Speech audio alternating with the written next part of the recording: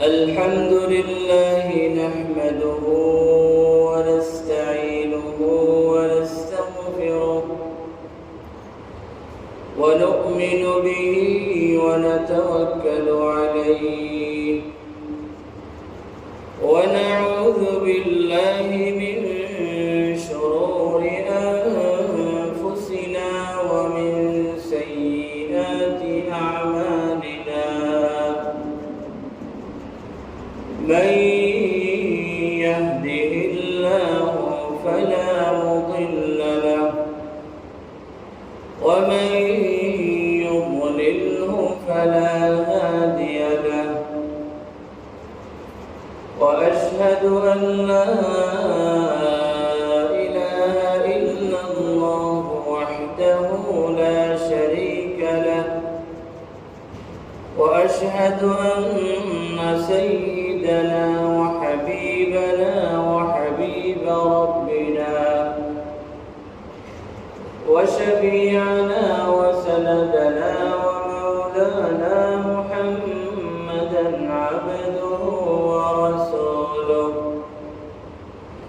صلى الله عليه وعلى آله وأصحابه وسلم تسليما كثيرا أرسله الله تعالى بالحق إلى الناس كافة بشيرا ونذيرا وداعيا إلى الله بإذنه وسراجا منيرا أما بعد فأعوذ بالله من الشيطان الرجيم بسم الله الرحمن الرحيم فلما تراءى الجمعان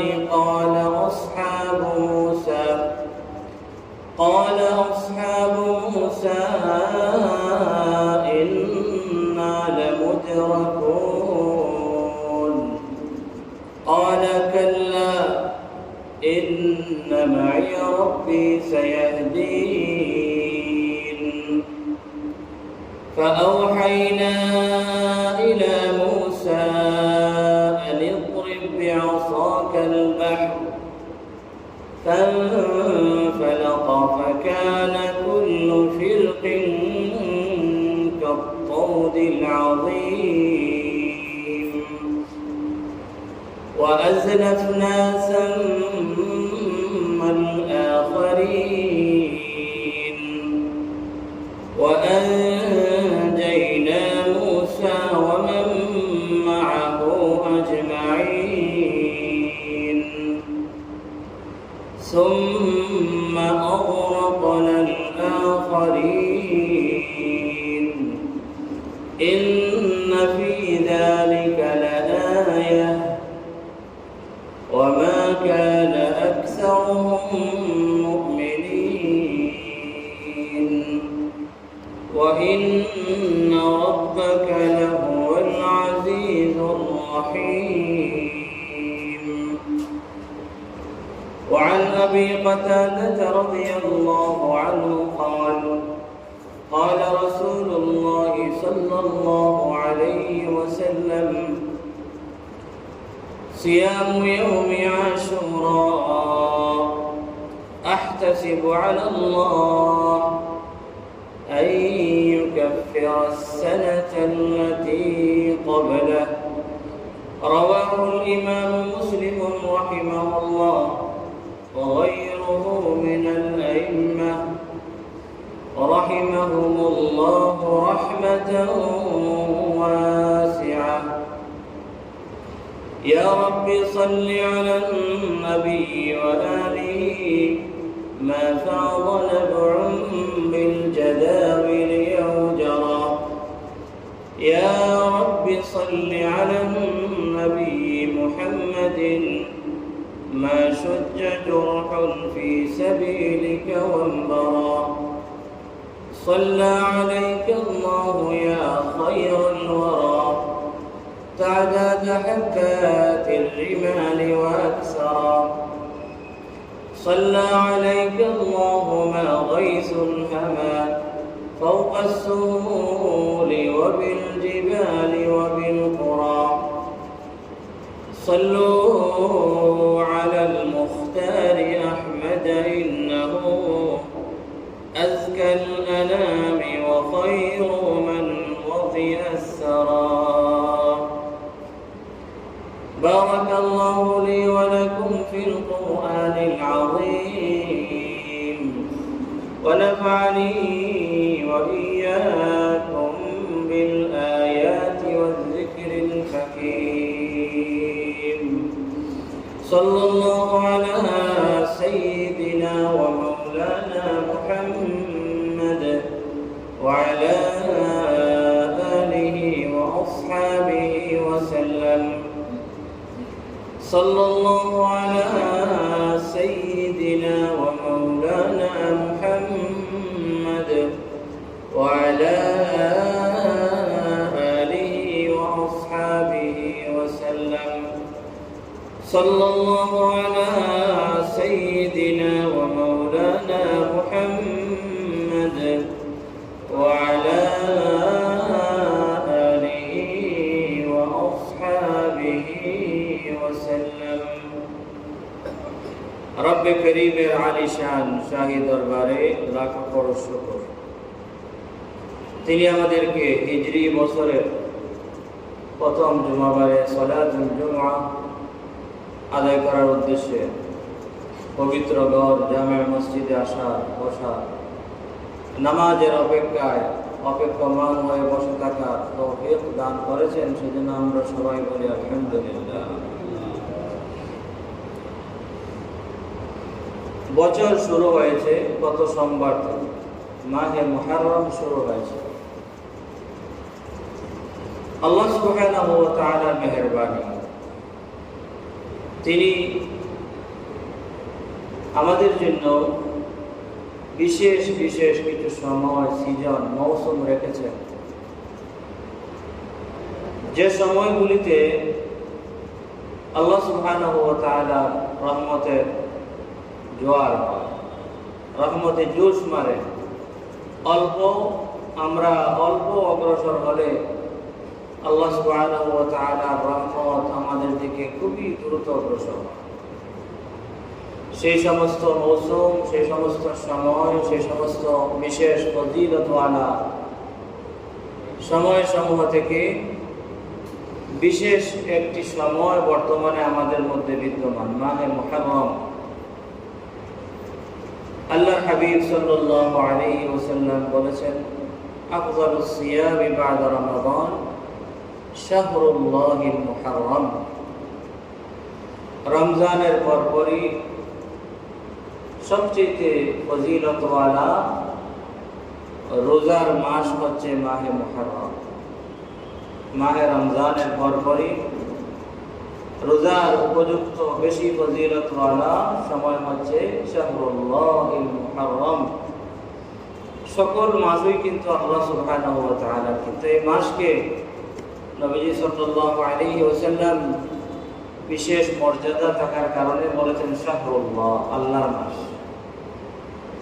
মুহররমও আল্লাহর মাস, সফরও সবকিছু আল্লাহ, কিন্তু কোনো কোনো সময় কোনো জিনিসকে আল্লাহ সুবহানাহু ওয়া তাআলার দিকে নিসবত করা হয়, আল্লাহ সুবহানাহু ওয়া তাআলার সাথে সম্বন্ধ করা হয় লিমাজিদিন মিনাল ফজিলা, বিশেষ ফজিলতের কারণে। যেমন বলা হয় বায়তুল্লাহ শরীফ, বায়তুল্লাহ। দুনিয়ার ছোট থেকে ছোট জায়গা সব তো আল্লাহ, লিল্লাহি মা ফিস সামাওয়াতি ওয়া মা ফিল আরদ, সব আল্লাহ।